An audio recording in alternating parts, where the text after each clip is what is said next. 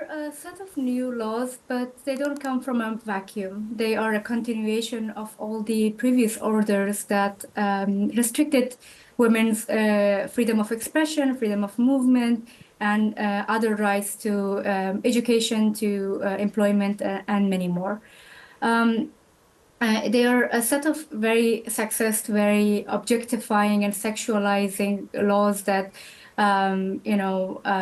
equalize women's voices to a man or a woman's private part, which is called in Islamic Sharia, or like Islamic law is called awrat. So it's really taking women's autonomy away, and it's objectifying them, and it's about this voice is the new one, but overall that women should cover fully from their head to toe kind of coverage, and many more things, like not talking to infidel or Western women, not making any connections or talking to men from outside in the society, their voice singing, reciting poem, and all of this should be banned. And what are the penalties for violations of these laws? For now, these laws this is the first time that they have officially written it in a gazette. The Taliban mainly use the Islamic law or Islamic Sharia when dealing with people who don't obey these kind of laws. But right now what we see is that it's been quickly practiced. Right now, we don't know about people who disobeyed these laws, but from one of the Afghan national TVs, we heard that a woman journalist was speaking, and her voice and her image while asking a question in a press conference was abruptly cut. So that means that it's already in practice and already impacting the lives and freedoms of Afghan women. What has been the reaction from within Afghanistan? I'm guessing it's pretty hard to gauge a response when there are such restrictions on women. Absolutely, it's very difficult because any spaces that women used to resist, or even indoors where women could, show dissent, is taken away from them.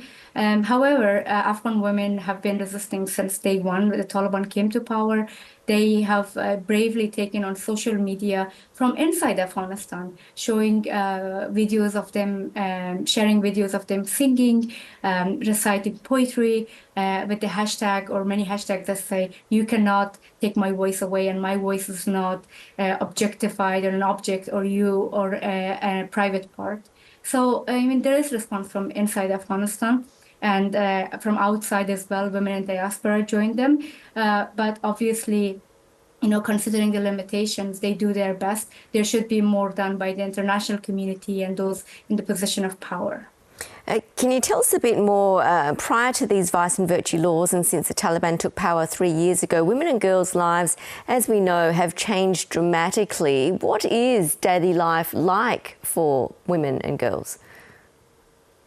It's absolutely suffocating. When we talk to some of our contacts, and when I talk to some family members who are still inside Afghanistan, it's just, there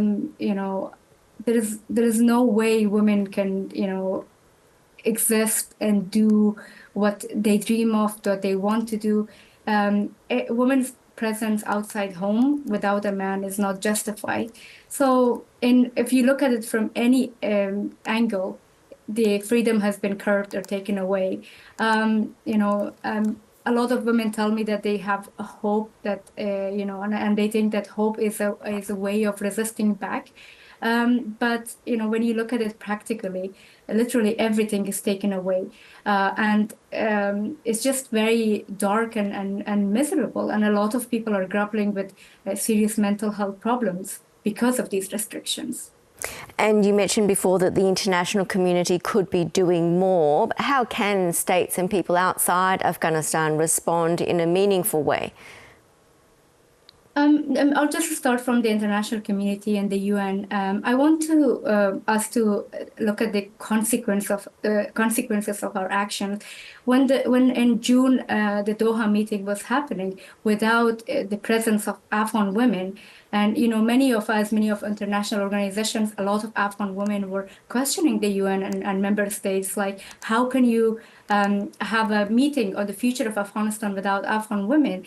And that, when the UN and international community, they remove Afghan women from important conversations and undermine their participation. For the Taliban, that's gives them more courage to even further marginalize and erase women of Afghanistan. That was a wrong decision, and the UN and international community should make sure that women of Afghanistan are included in any and every conversation regarding the future of Afghanistan. That's one way. The other way the international community could help is, governments should work together to use the international law and international institutions to increase pressure on the Taliban.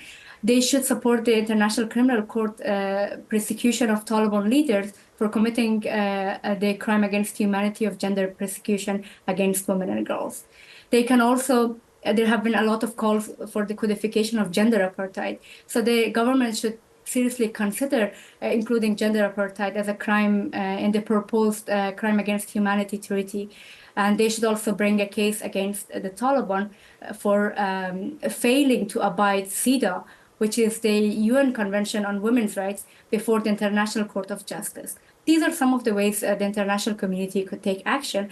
But about others, I want to invite us to have that rage. How is this acceptable that in 2024, we are seeing a country that is absolutely dystopian, everything taken away from women and girls, and they can't literally exist? And how is this acceptable for all of us, and how do we, accept this? So I think there's so much we can do by sharing the news, by saying no to it, by reacting to it, and not letting the Taliban to normalize this kind of attitude, because this will not only exist within the borders of Afghanistan.